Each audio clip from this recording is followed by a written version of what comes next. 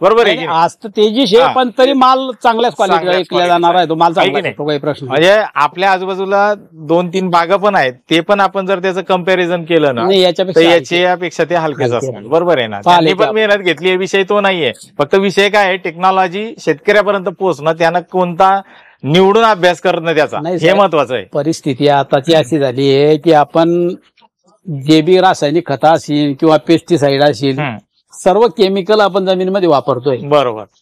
त्याच्यामुळे सेंद्रिय असीन, ऑर्गॅनिक असीन, हे आपल्याला वापरणं गरजेचं आहे. कारण त्याच्यासोबत दोघी वापरल्याशिवाय बाग चांगला येऊ शकत खूप नाही. हे महत्वाची गोष्ट बोलले सर तुम्ही, कारण की याला कॉम्बिनेशन खूप गरजेचं आहे. तो आज ताळमेळ दोघी बसला घेतला. पाहिजे. हा. त्याच्या कारण गेल्या वर्षी मी एकच वेळेस सोडला. आमच्या गावाची परिस्थिती अशी झाली, मी मागच्या व्हिडिओमध्ये ते बोलले बी आहे. आमच्या गावामध्ये जवळपास गाव छोटस आहे, 60-70 घराची वस्ती आहे, पण 5 लाख केळीची लागवड आहे. बरोबर. भरपूर लागवडी केळीचं पीक घेणारं गाव आहे.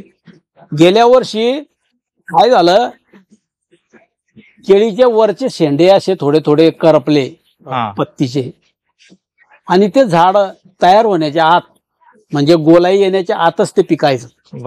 त्याच्यामुळे काय व्हायचं, आज माल काढला ना 8व्या दिवशी शेतकऱ्याला माल काढणं पडत होता. म्हणजे ज्याची 25ची रास येणार होती त्याची 17-18ची रास बसली, 7 किलोनं झाड गठून गेलं. बरं, ते ठेवायला जायचं, ते पिकत होतं. पिकल्याच्या नंतर व्यापारी उचलत नव्हता. अशी परिस्थिती जाणवली. पण मी एक वेळेस तुमचं औषध सोडलेलं होतं. या अशी योगायोग कशी तरी ते तुमच्या सोलापूरचे व्हिडिओ पाहिले मी ना, त्याच्यावरून कॉल केला. अनिल लायरे सर आले, अनिल मेहर सर, त्याला कॉल केला मी. तिथे ते व्हिडिओ पाहिल्याच्या नंतर आणि एक त्याच्याशी बोललो मी काही तुमच्या कंपनीवर विश्वास ठेवत नाही. बरोबर. मला काही कोणा शेतकऱ्याला फसायचं नाही, आणि मी एक वेस्टेज म्हणून सोडून पाहतोय म्हटलं. पण ते माझ्या शेतात सोडल्याच्या नंतर